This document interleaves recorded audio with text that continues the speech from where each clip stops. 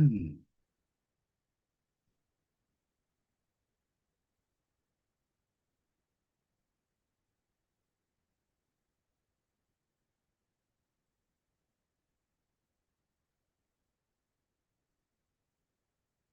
Welcome everyone tuning in.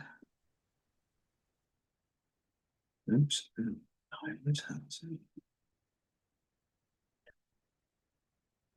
Feel free to get a beverage whilst I just set up a few more technical bits. Alexis, Yes, love. I saw a video of yours, like, I think it was like half a year ago. I don't know Hmm. what you did, but like the way you look has significantly changed. Is that because of like carnivore diet or something? Like you look like you're glowing now compared to when I see you like, I don't know, half year ago. Yeah, really. Oh, you are flattering. Well, yeah. Well, I mean, apparently in the storyline, the body has quite substantially changed through changing what it eats, what it puts in itself, so to speak. Yeah, yeah, yeah.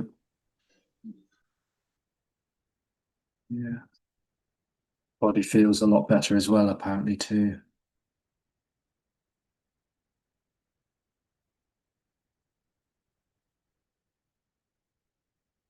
Mm.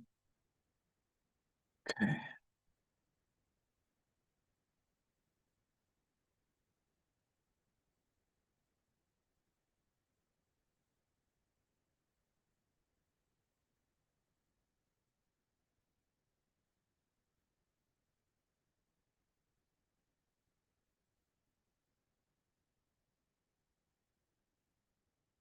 All right. So, welcome everyone on Zoom and YouTube. This is a hybrid stream, which means that I am engaging on two separate platforms, even though there is no separation. I am engaging with all you beauties on Zoom, and also I'll be flicking to YouTube and seeing what's going on there. And we're here to dance in the semantic and linguistic play of conceptual uttering and poetic playfulness, but we're also here to dance in the energetic vibrancy of a spaceless place that has no direction or dimension and no intention or destination. The total unconditional freedom that is absolutely everything. The simplicity of this, what is, without something else to marry it up to. Unfathomable, ineffable, totally indescribable. It has no origin. It has no before or after. It is timeless. It is without origin, without causation. Without the storytelling, those things don't seem to appear. The story of this coming from somewhere and going to somewhere, the story of this progressing or changing, when there isn't an abstraction of this and that, it's completely indescribably and incomprehensibly without edge, just the pure and raw immediacy of what is, without confining it to stories and trying to marry it up to something else. What trying to find something else that can't be seen or found. It's absolutely indescribable that there just is this. Yeah, just this. It's totally simple. I mean, in a way, we're lost for words to ever, even attempt to say anything about that. These words don't really do it justice. No words do. They just is this wording. But there is no secret message to be found within these words. There is no secret delivery. There's no package. The so-called message, which we call a message, is an empty envelope. It's an empty envelope with no one's name or address on. The empty envelope that says this is it. It just is what is appearing to happen. And in that, in the just what's appearing to happen, there is no need for anything else. There may be desires, of course, when we're talking on a bodily level. There may be naturally, the body's inclinations, the way it likes to move and sit and what it likes to eat or whatever. But there's nothing to figure out. There's nothing to make better or worse. There's not even a someone to live or die. I mean, that's when we're really getting to the totality of this, that there isn't actually a separate self here to be living or dying. There's not even a here. There's not actually even a here. There's not a there, not a now and then. Hmm. Immediacy is spaceless as well as timeless. And what freedom that is, what freedom it could be that this is just not moving or still, not fast or slow, not polarized whatsoever. It's an embrace. Yeah, I like the word embrace.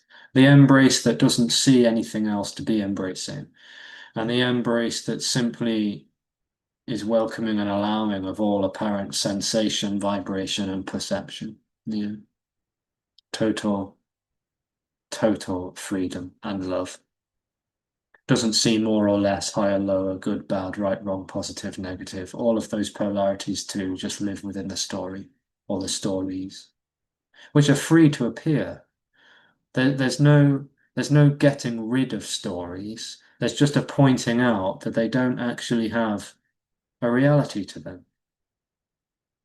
They are just their own reality, in a sense, their own imagination and fantasies. But without the getting lost in or seduced by the storytelling that bodies seem to be susceptible to do or find themselves in, yeah, just it's too simple for language. It's too simple for any kind of application of any process or practice or path. It's too natural for application. It's in a way it's too easy for practicing and making a path out of. It's like, what does a baby need to do to be a baby? What does a dog need to do to, wag its tail and run around and play? And there's not any need there. It's just what's happening. It's too easy and natural and all ready for any kind of process to make out of. Any process is trying to make something change, it would seem. And there's no judgment in that. But what is pointed out is that this is already complete. This is already full. This is already the freedom that is longed for and sought in every single imaginable direction. So in that is a total liberation that this is it already. But in that can be a frustration because it can't be applied and it can't be navigated. It's too open for navigation and application. And it's too immediately already for navigation and application. So it leaves a particular perception without a paddle, so to speak. It leaves a particular perception that is so habitually and conditionally used to going somewhere or feeling like it's going somewhere without a direction. And that is hopelessness, which is what I call divine despair. Divine despair because there's nothing to get to. Yeah, no outcome. And without direction, yes, it's total despair. And there may be a bit of disease and restlessness in that. There might be some upset or irritability. There might be some agitation about that. Because this particular perception, which feels to be concrete and local and living in timeline, again, It's used to having a sense of direction. And it feels like it's autonomous, but it isn't. And if it's not given a direction, it simply can't comprehend that. It can't not possibly know how to relate to that because it's utterly unrelatable. There's certainly nothing to be done about that, and there's not anything to be undone about that. It's too freeing. Yeah, the freedom that just doesn't see a better or a worse outcome in the absolute sense. Of course, when bodying is appearing to happen, there may be naturally preferences for the body to be safe, comfortable, relaxed, and etc. But those are just incidental appearances. We're talking about the absolute, not the relative. The absolute that doesn't see polarity or duality and to get from one to the other. So, in the openness of that, the freedom of that, and the lovingness of that, the vibrancy of that, it just is this, equanimously this. Everything is that. Everything is equally this freedom. No hurdles, no obstacles whatsoever.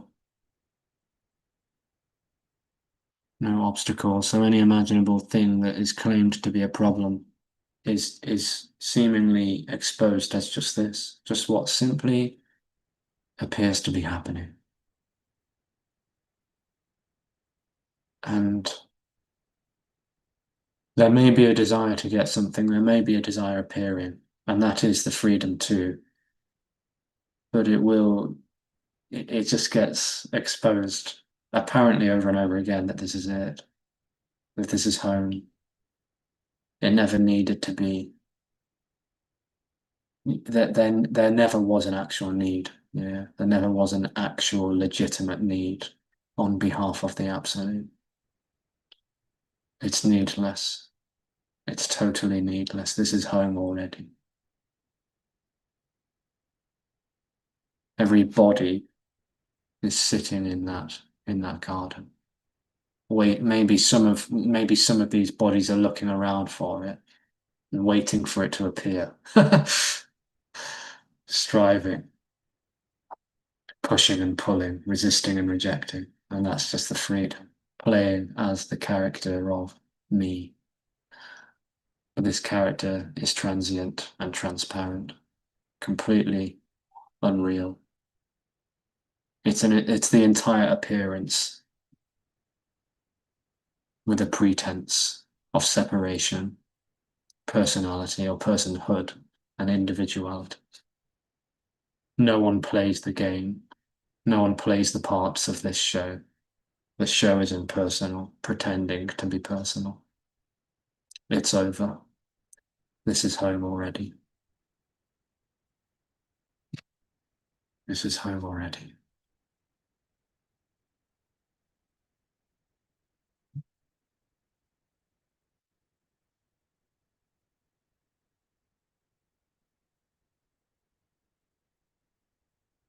So what better place to be?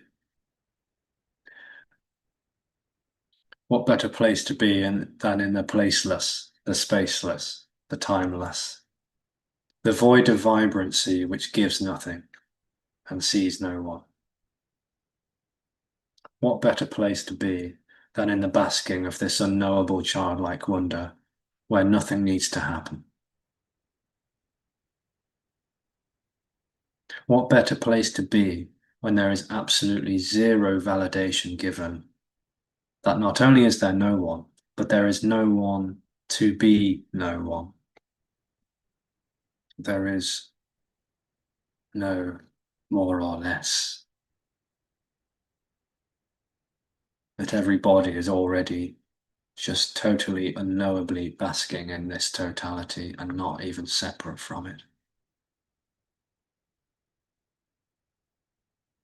The homeliness of that could never possibly be described in eloquence of conceptual linguistic jujitsu, nor poetic elegance of metaphors and symbols. It's just too indescribably and unconditionally loving and compassionate for language altogether.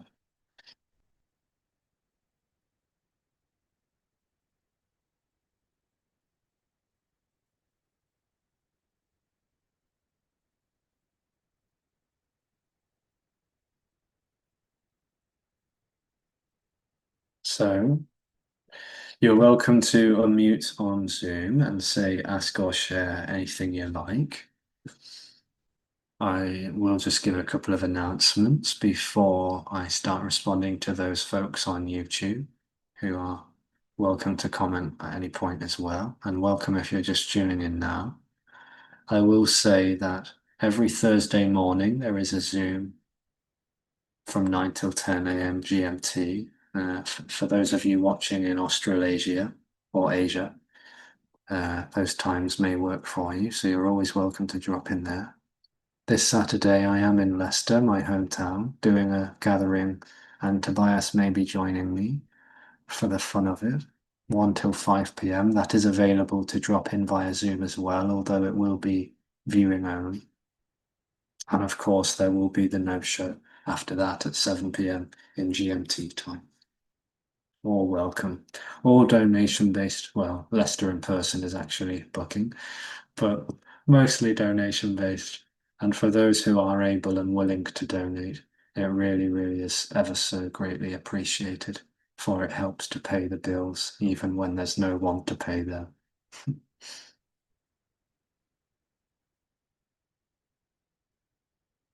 And one last announcement, the weekend after this one coming, I have decided to do another Zoom intensive, but that'll be from 8 a.m. till 11 a.m. on Saturday and Sunday. So that'll be 9 till 12 in Central European time. And for the Australians and the Asians who maybe don't get so many opportunities to hang out, yeah, please come along, have some fun. Let's see what people are saying on YouTube. Welcome, Dory. Welcome, Kiz and Polka, Peter, R2D28. Does the body actually move from here to there? Because oneness doesn't move, apparently. Yeah, so the question kind of is introducing the relative and the absolute all in one, all in one question. So you could say that movement apparently happens and stillness apparently happens. But absolutely speaking, this which is total and timeless is not actually really moving or still. It's not contained within time or space to be either. You see, in a sense, if we're being really picky with language, movement and stillness both require time. And there isn't actually time. Time is relative, and it's not actually real. Um, because the only way time actually seems to appear is through memory, and that's just this appearing as memory. But time is not as real as it seems to be, and timeline, as in continuity, which I would describe as separate past, separate present, and separate future, that is completely unreal. That's not even an appearance, it's an illusion. So the sense of movement and stillness is just what it is. I would suggest that that is actually just pure totality being sensation and vibration, but no real momentum or stagnation or movement or stillness. It is without direction, without before and after, without storytelling. Yes, it's neither moving nor still, which doesn't really make sense to an apparent mind, which would seem to try to grasp that, because apparent mind is in a way appearing to abstract this reality, to fragment it, to put pieces together or to spread them apart. Yeah.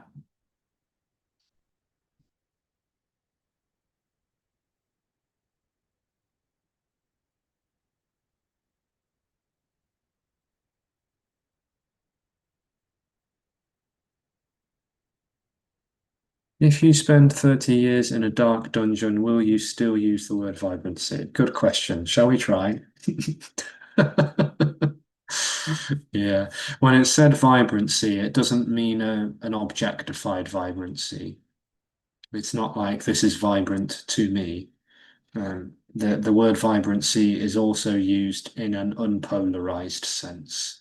It's a word for everything and nothing, which is why it is said that this is the void of vibrancy. It's oxymoronic language, meaning, in a way, paradoxical. Like to say this is nothing and everything, or real and unreal.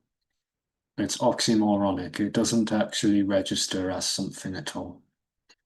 So the void is like the emptiness, and the vibrancy is the fullness. But neither are actual descriptions or labels of this, because this can't be named or labeled, can't be boxed in. Yeah, not without, implications of separation and limitation. Yeah. But yeah, even the pain and the suffering, the anguish, the dullness, like it's not a vibrancy that lives in relation to dullness, which is maybe what people would assume is that the antonym, the opposite. It's an unconditional vibrancy. So that's not known, it's not objectified, it's not related to.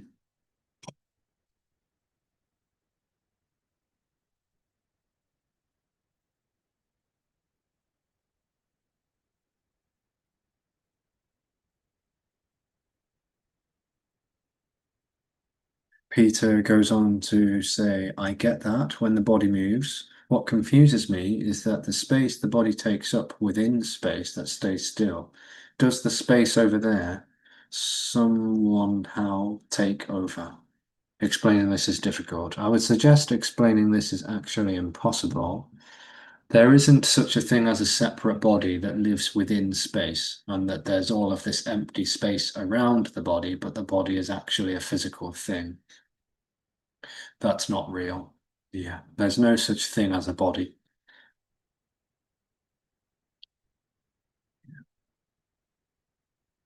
Just for effect, pointless effect, and causeless and effectless effect. Emphasis on body and thing. No such thing as a body. There is no such thing as a body. There's no such thing as anything. There are no things actually happening.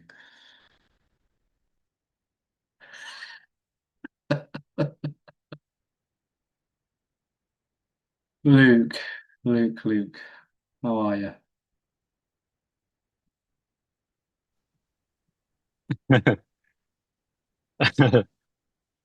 Did you, Um, did you like that? yeah, that's pretty crazy. It is, isn't it? That's pretty wacky.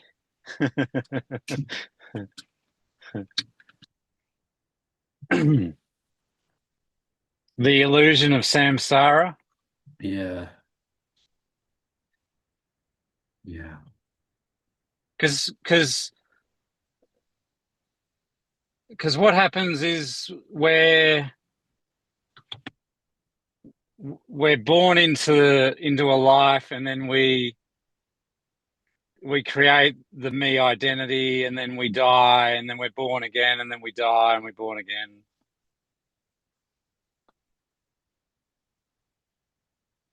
That is a story, I have to say, and yeah, Yeah, there isn't actually any until now, until the story dissolves. right. But where is this other world where people are, being born into? Oh, I just mean like, um, I just, I just feel like the samsara is multiple lives. It's an illusion of continuity, so we could say that in a sense that there's a feeling of there being, next and Yeah. after, etc., and what will be. But that samsaric illusion is not really happening because that next, that imagined next or what will be never actually shows up. Neither does the before, where I think, feel, and believe I've came from. There's only ever this. All I'm ever discovering when I feel myself to be separate from the whole is what is. I'm never actually finding anything other than what appears to be happening. Yeah. And so if it's searching for something else, it tends to come up against a great deal of dissatisfaction because it never actually finds that. Yeah. Hmm. It's the illusion of moving somewhere, moving through space and time with an orientation called here and now.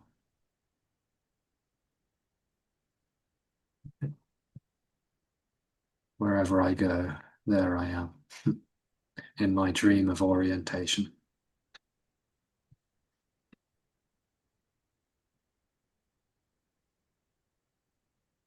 Yeah, the present moment is the present moment is all there is. I mean, in a sense, it would seem much more timeless than present or moment. But in Mm. the dream of orientation, it feels like the present moment is my container. It's where I am. It's when I am. A I'm, box. yeah, and Yeah. I'm now. Yeah, but it never actually gets out of that so-called now because the now doesn't actually exist. No, it's it's a concept, I suppose that it's a bit of a concept, a mental concept. Yeah, it seems like it. An idea. Hmm. It's a concept in the sense that it puts memories and ideas to one side and sticks to sensation and perception. It's Hmm. like sensation and perception is what's happening now. Ideas and memories and thoughts are what's happening then. It's kind of like this pulling apart the appearance in a way. That's what the present moment seems to be. Yeah, because some spiritual teachers thought thought is because thoughts are usually memories or projections into the future, so try not to think. Right, which would, yeah, I mean, all of that stream stuff, yeah, it has to be said Yeah, because, I know you guys are okay with thought, like thoughts are okay. well, Just it's everything is, just what is. yeah, everything is unconditionally what is, yeah, yeah, but there Yeah. isn't actually someone there to be dealing with them, to be getting rid of them, facing them. They're just what they are, yeah. Like the naturalness of that, no obstacles. Like everything is just allowed to be what it is, but there's no one to which any of this is appearing. Yeah, a dog sees a bone, it goes after the bone. It's just natural. In a sense, without the subject-object relationship of dog and bone. Hmm. Not a separate dog chasing a separate bone. There's just dog and bone apparently happening. Yeah. But there's no distinction. Hmm.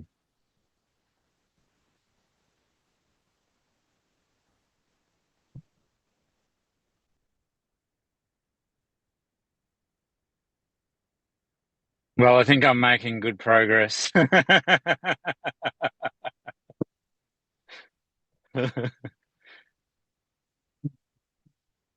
I've been watching some Tony. Tony used to really irritate me. Okay. The me used to really irritate me. But I'm quite enjoying watching some of his COVID Zooms. Um, and he's got quite uh, a wicked sense of humor. Oh yeah. Yeah, yeah. So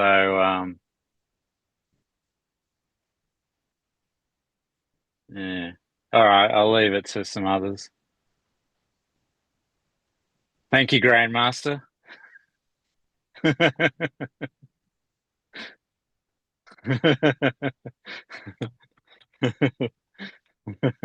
Thank you, Luke. Oh, good to laugh, huh?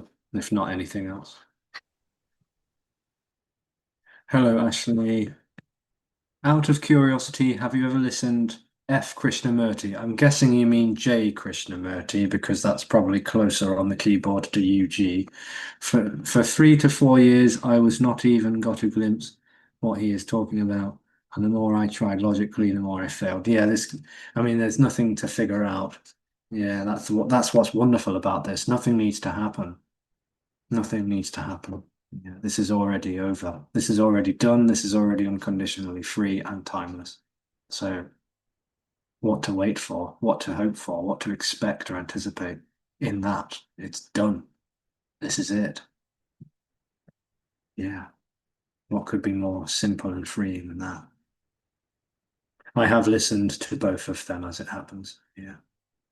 And I like them both, but I think I prefer UG if I had to pick one.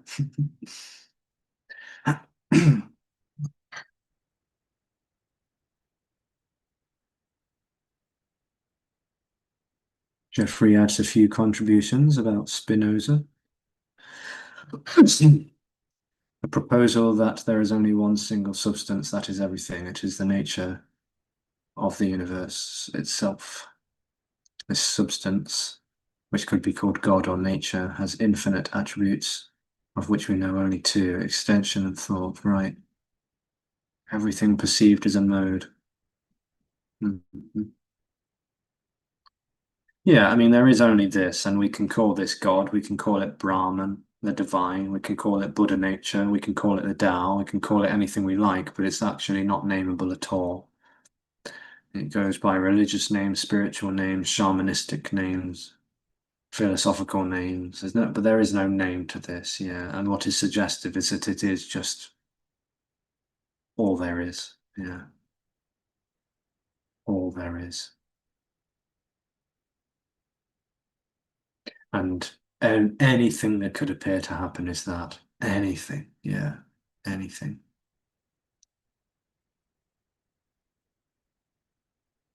Greetings to Boundless Ocean. Much love to you, dear.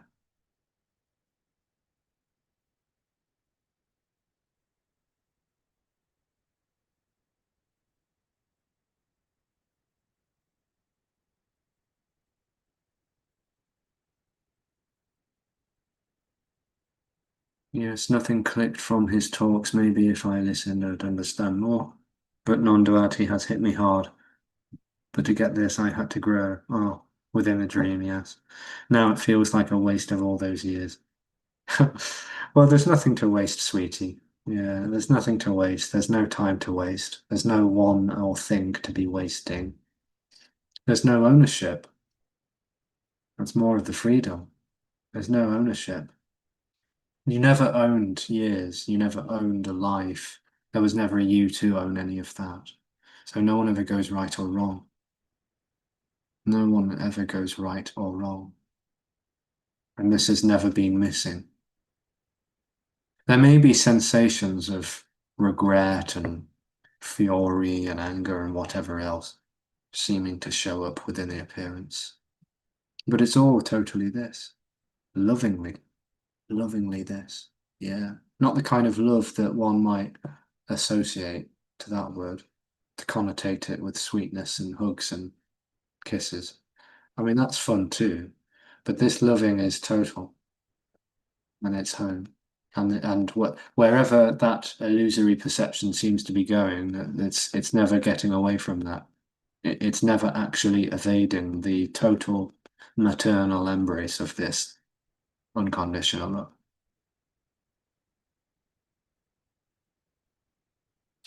It's the freedom that could appear to try to escape itself, to run away from itself, to find something else other than itself. And yet there's no autonomy in that. It's all what can't seem to be comprehended in that is that there just isn't any more or less this. Because a dream of abstraction imagines that if seeking stops, then this will be this, or then this will be really this. But what does that mean? What does that mean? Yeah. There is only this, seeking or not, resisting or not.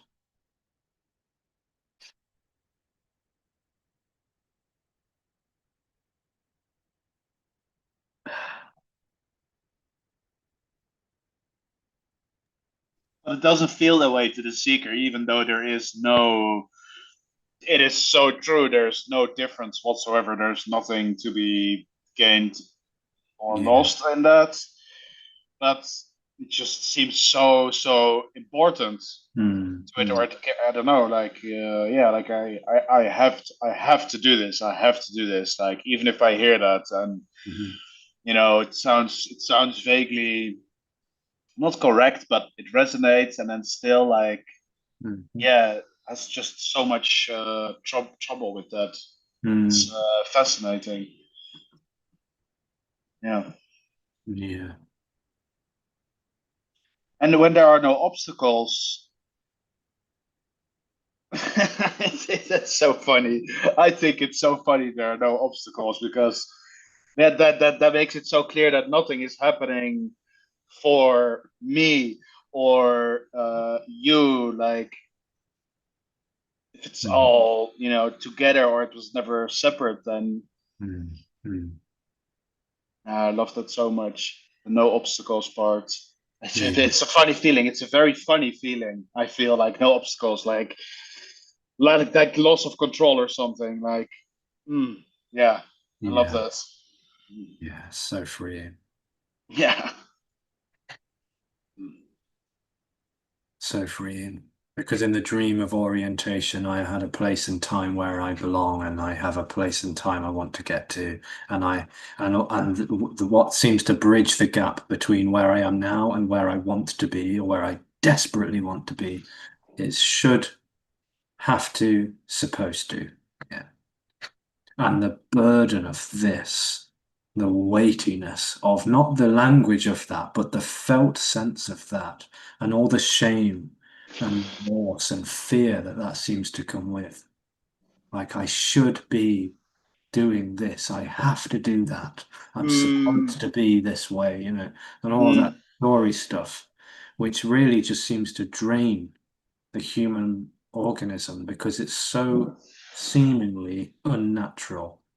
mm, It just goes against everything that the apparent body seems to primally feel.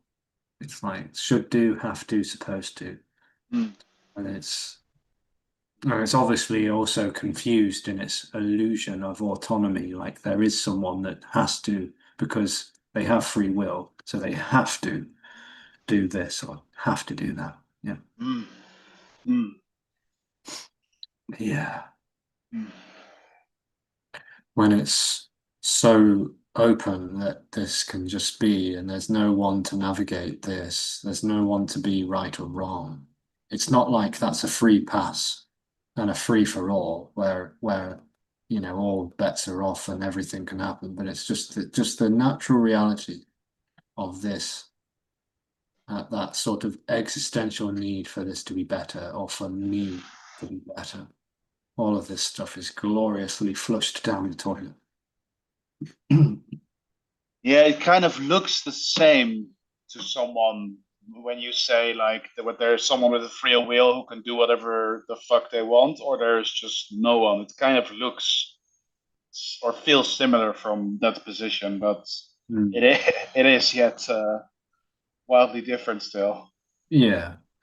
Yeah. And even as though the body lets go of these notions and beliefs, which seem to be stored in the tissues, by the way. When I say these notions and beliefs of free will, it's not like, you can just change it at the click of your fingers and the thought from there is free will to there's no free, you know what I mean? It's like, no, it's visceral. Like these beliefs and stories seem to be felt in the tissues almost with the whole body. And as though the body is kind of letting go of these nonsensical beliefs and stories. Mm. It's not like the body is just going to go crazy or chaotically out of control. It already has no controller inside of it. Yeah. But what can seem to appear is that the body still has its basic primal urges and needs and desires to take care of itself and to be taken care of. So it still seems to enjoy having shelter and warmth and food and its little shell to sleep and all that stuff. So it's not going to start breaking all of these laws because it doesn't tend to like being put in a confined jail cell. It's not like there's going to be an enjoyment of that.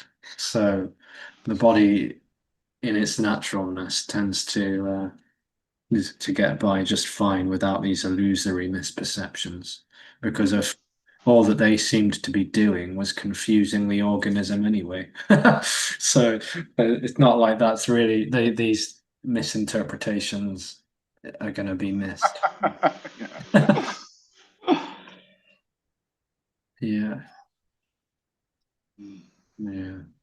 The great reset to factory default settings. Yeah, I do like that one as well. Yeah. Yeah. Anyway, I'll never mind. Never mind. I'm done. Thank you, love. All right, love. Well, you can always unmute again.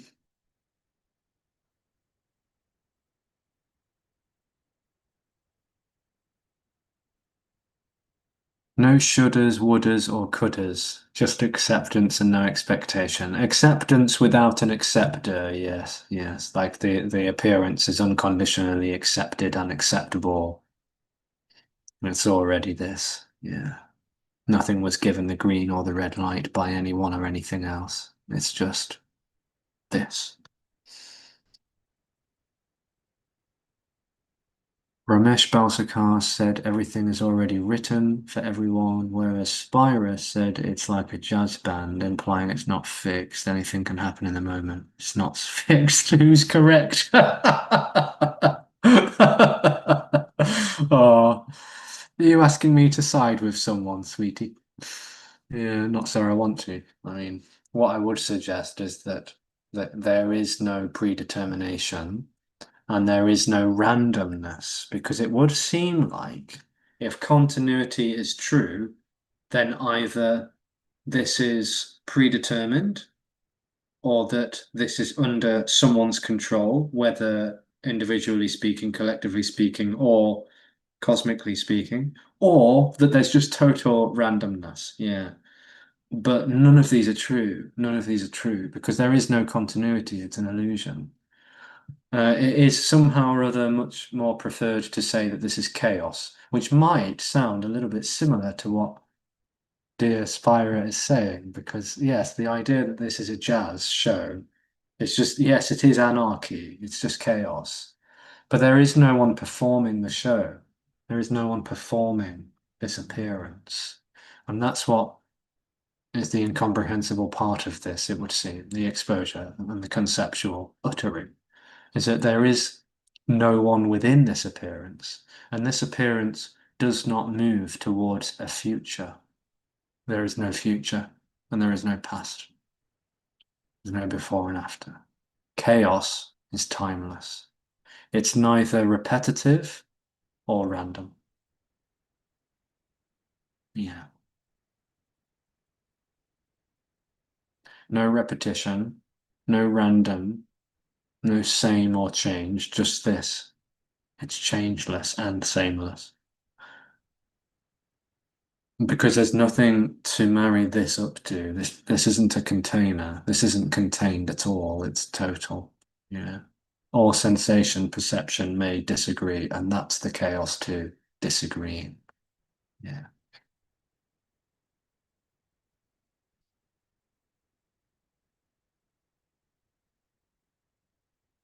The perception of changing, not fixed, is still part of the written dance, yes. Concept of being able to change. Yeah, so change is a story really, which I get is so in a way nonsensical to what bodies appear to be conditioned to think and feel as this reality is changing, right? Surely. That's the way it seems as though to a subject. that there's a subject which is constant, but things change all around it, day and night, for example, one of the easiest examples. But there's a subject that is watching change happen. If there is no subject, there is no object, there is no change, and there is no sameness or repetition. There's no constant, there's no continuity. It just is this immediacy. All that ever appears to be happening is what immediately appears to be happening. Yeah. It's not contained in space or time.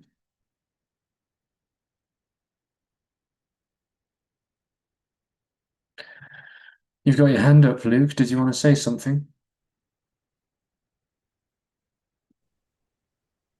I just karma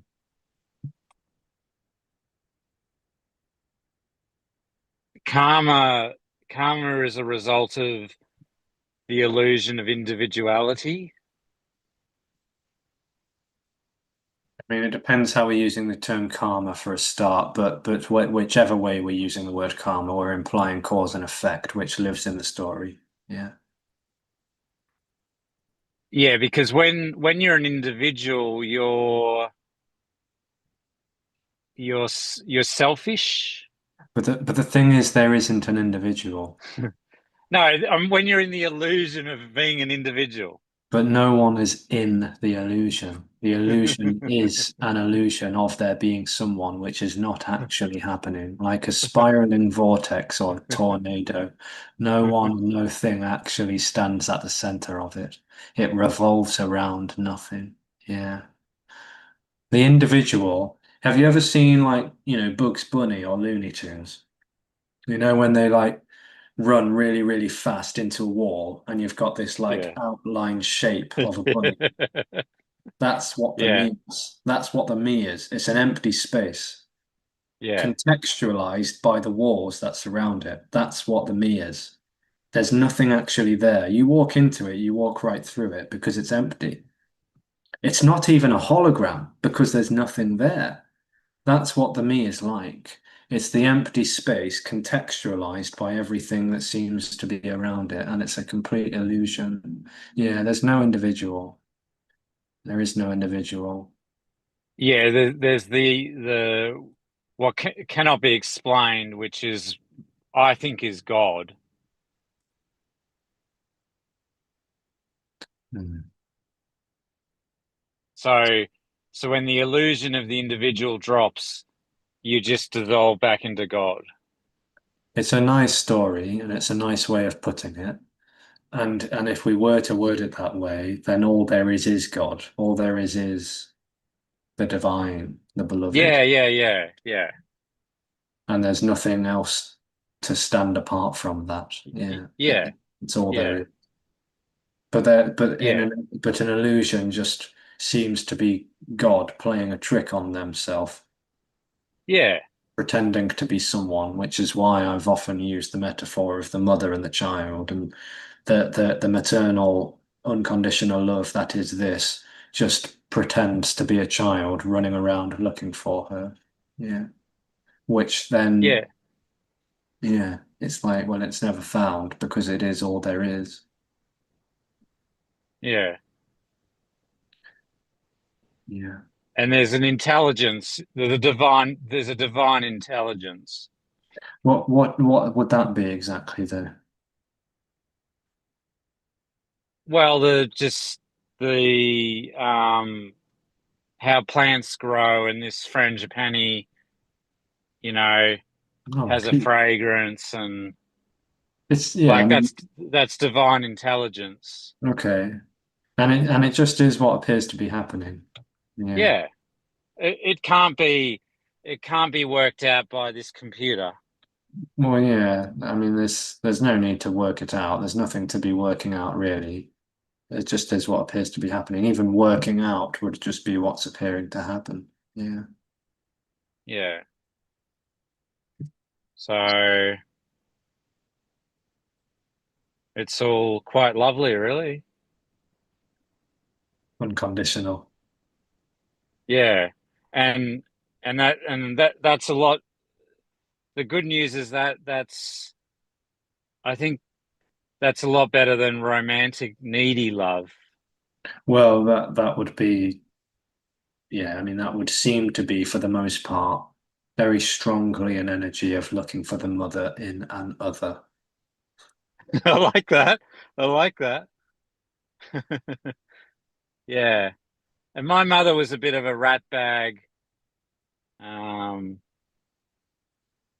so there's been a bit of that in my past, looking for a mother in another.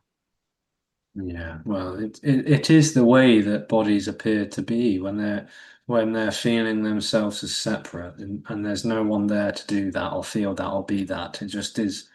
It's as though the entire appearance has misperceived itself as separate, individual, personal, continuous, and autonomous. Yeah, and all of that, the grief of that, it's the cosmic samsaric grief of feeling separate, and yet no one's in there. No one's in there. But the seeking for that in another, yes, can be Mm. it can be tremendously painful. Yeah. Yes, yeah, And yeah, what is longed for is this. When it's this, right? Right this. Or not right here and right now, but right this. Yeah. It's just this. yeah. So the neediness. I mean, the body probably still wants to body with other bodies, but Mm. there's not this like there's not this dependent neediness crap. Yeah, yeah. You can just share. Mm, You can share life with others without like being like dependent and needy, mm, because everything is an unconditional love. So you're more. I'm starting to feel more relaxed, mm, mm, mm. less like um maybe like less seeking. Like I'm not my seeking is coming down, you know? I mean, just I almost want to say, don't worry about it. Like, there's no one to worry about it. There's no one to not worry about it. But Yeah, it is nothing to worry about. Like, yeah. if seeking is happening, so what? And if seeking stops happening, so what? It's like this unconditional love doesn't see more or less. So it's like Mm, in that is such an open freedom and allowance, unconditional, that it kind of becomes irrelevant whether seeking is happening or not, because this idea of seeking being an obstacle is what keeps this dream seemingly going. It's like, but if seeking is happening, it doesn't matter. And I mean that sincerely. Like it's okay. It's okay for seeking to appear, and it's okay for seeking to not appear. The reason why seeking appears to be happening is because it doesn't seem okay. But if seeking itself is okay, then yeah, why not? It's so mm, I mean it's just too loving for this illusion to ever do anything about, because it wants to know where it is with this. It wants to know where it stands, so to speak. But mm. orientation is an illusion, and this is pointed out. So there is nowhere to stand in that wide open totality. Yeah. Yeah. Too loving. Yeah, Just too loving. yeah. It's not like if you lessen your seeking, then the appearance will be more impressed with you, you know. Yeah, well, sometimes I think maybe I need to quit actually going to these meetings because I'm turning up as a seeker. Oh, right. Well, I mean, it's just another story because Yeah, and you can come and go as you like. You know that you're yeah. most welcome, but you know also that there's no obligation for you to be here. But what I would strongly suggest is that no one chose to come to these meetings for a start. No one chooses to stop coming to them. But also, just because coming to a meeting is apparently happening does not mean that someone is seeking. Yeah. Because Yeah, I know, because it's people also will have like things it's a without. fraternity. Yeah, so coming to meetings is happening or it isn't, and seeking is happening or it isn't, but there doesn't need to be a strong positive correlation. you know? Mm.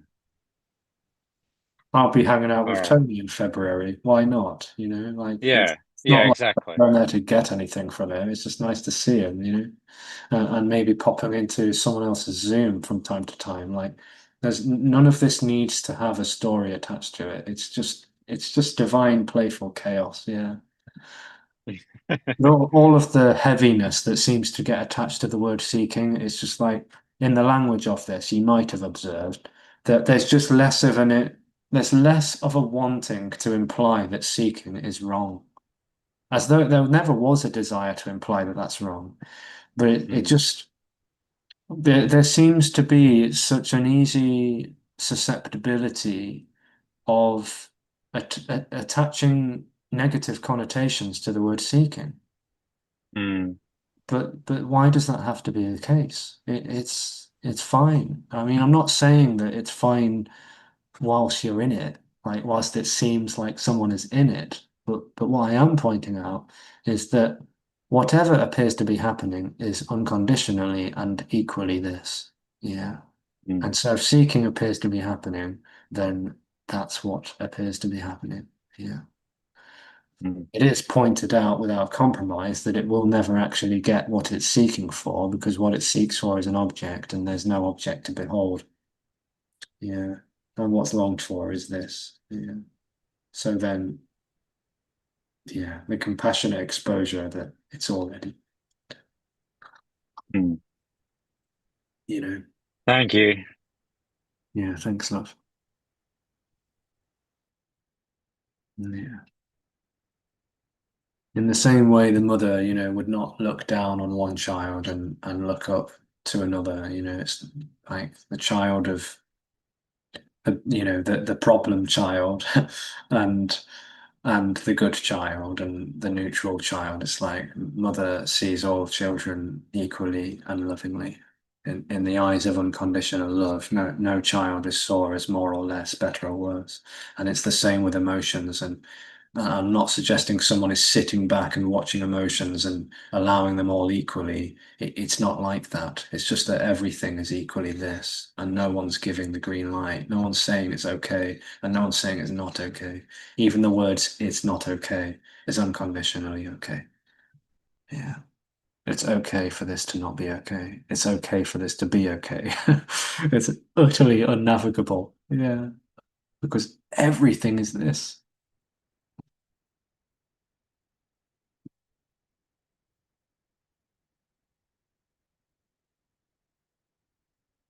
I love some of the lines that have come out of this talk. I want to hold them and keep them to really get or understand them. Even as I write this, it seems like a cute wish. That is, yeah, utterly cute and adorable, my friend. Much love, Katie. With no time, is the past happened or still happening? Neither. Yes, neither. Just this. Just this. There's not like loads of events that are all happening at the same time. There's no time. There's no happening. Any memory or thought or idea that seems to betray that or disagree with that is timelessly this being, sensation, memory, thought, idea, etc. It never actually escapes this because this has no edge. This has no gate or fence or cell surrounding it. It is without border or boundary.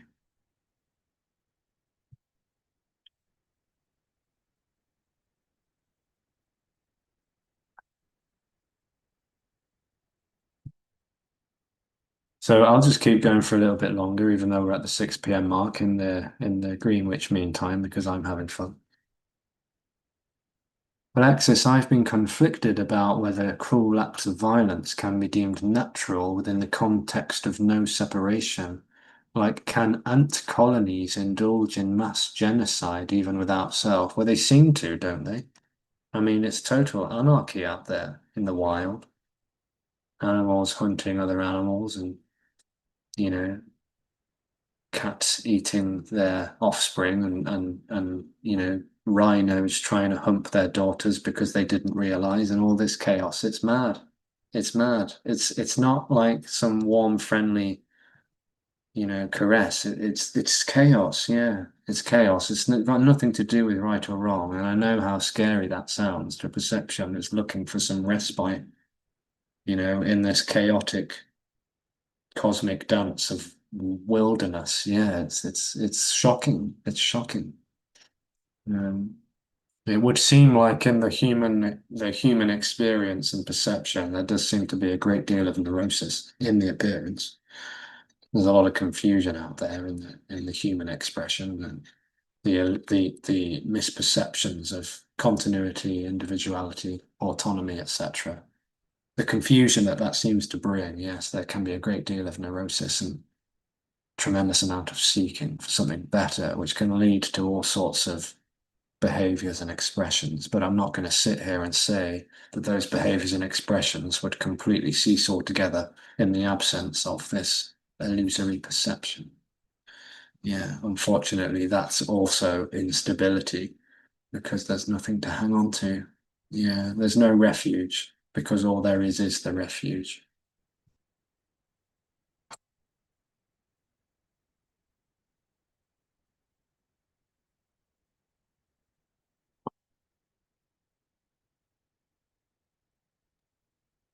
Yeah, like I noticed that for someone, good and bad is always translated into something.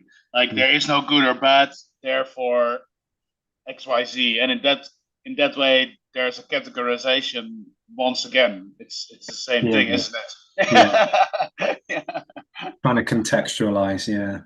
Like Yeah. how does this relate to that? Like I mean it's like an absolute car crash. It's a disaster if one tries to relate what this body is saying right now to their life. It's a car crash, Mm. it's a disaster because this Yeah. is this is utterly unrelatable.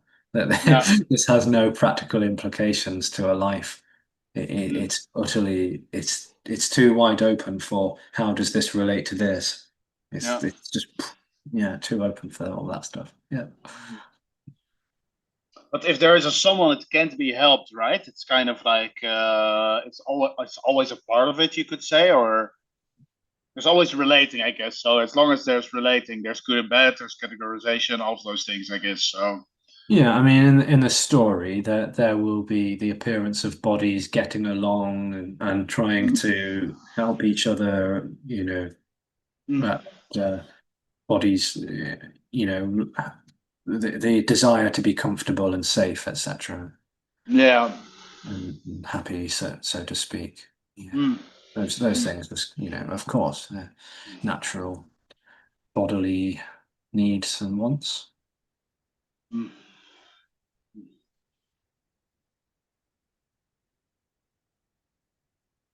And you were talking about shame earlier, right? Like a little while ago. Yeah, I think it got mentioned once. Yeah.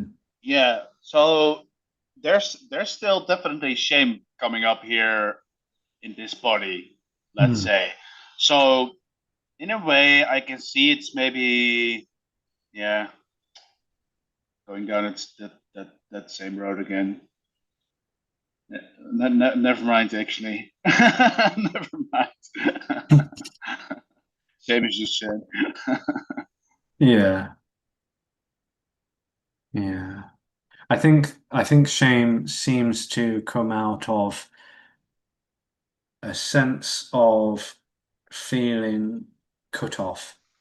It seems to stem from this sense of feeling cut off. Like first the physical umbilical cord was severed between mother and child.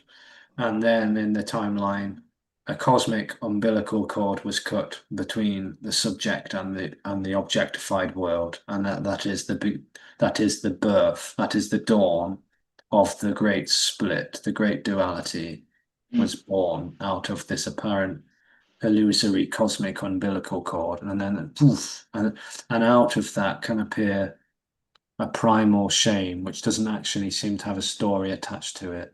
And but then these stories seem to weave in the tissues, like I'm not good enough, I'm not lovable, I'm not worthy, I'm mm, bad, I'm mm, inherently disgusting, or whatever. The stories just seem to clothe around that, which would be the leaf covering Adam and Eve.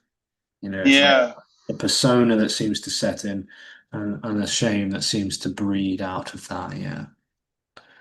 Yeah. Yeah, so for shame there it does seem like in the story that for shame to maintain its intensity, let's say that there has to be someone to engage with the this sounds so fucking bullshit, but do you know what I mean? Yeah. Yeah. I Like mean, it's an energy that's kind of really like it really feels like if there's no me that if there's shame coming up, it's like it doesn't make any sense anymore that much when there is no one. It cannot reproduce. I know this doesn't make any sense, but it feels like that.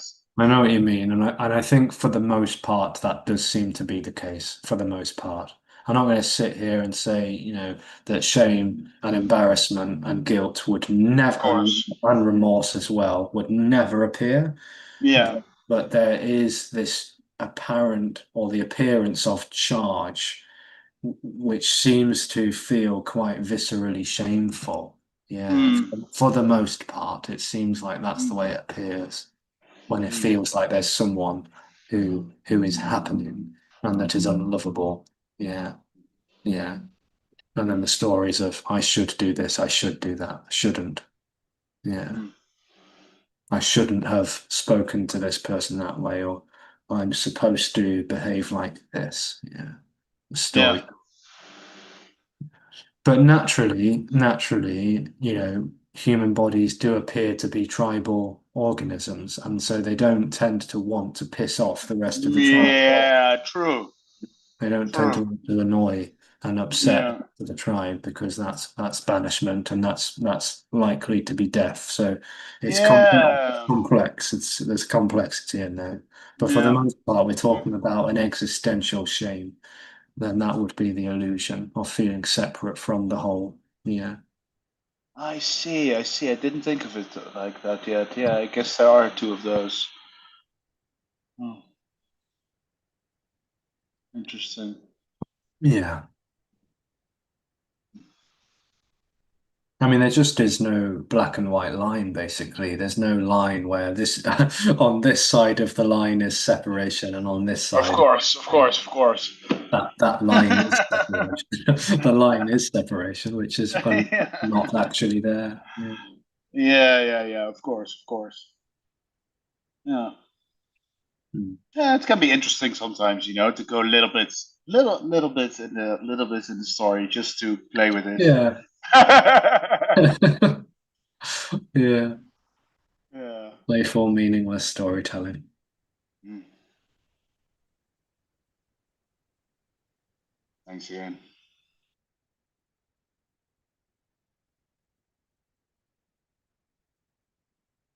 Hello, Michael. Hello, Dimitri.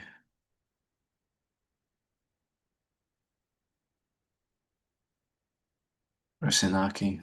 Much love. Much love, Rosa.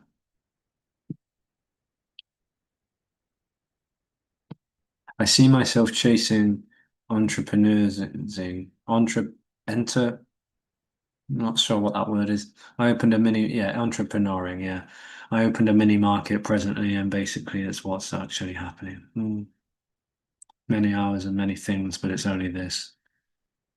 No conflict, just being tired and excited at the same time. Yeah, it's all the dance. Yeah, it's all the freedom. Fun question. Does the other side of the universe know what's going on here? Yeah, so there is no here and there. Yeah. Not without a separate knower. And knowing too is separation. Yeah. Knowing too is illusory and separate. No here and there to compare. No here to knower there.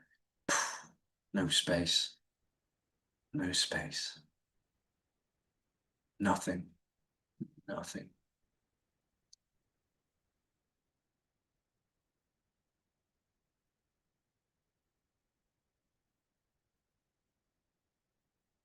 So, lovelies, this is it. This is it. Totality, freedom, abundance, wilderness, complete unconditional love without a journey or a destination, and without a subject or an object. timelessly, infinitely, spacelessly, and vibrantly this. It's all the freedom, yeah. And yet there are no things to identify as that. It just is all there is, inseparable, whole, and free. Not distant, therefore unknowable.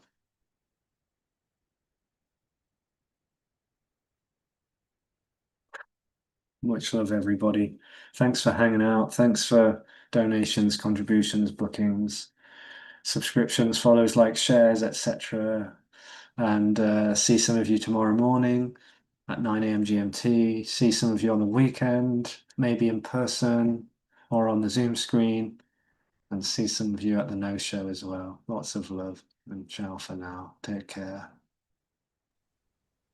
Bye, everyone. Thanks. Thank you. Bye. See ya. Much love.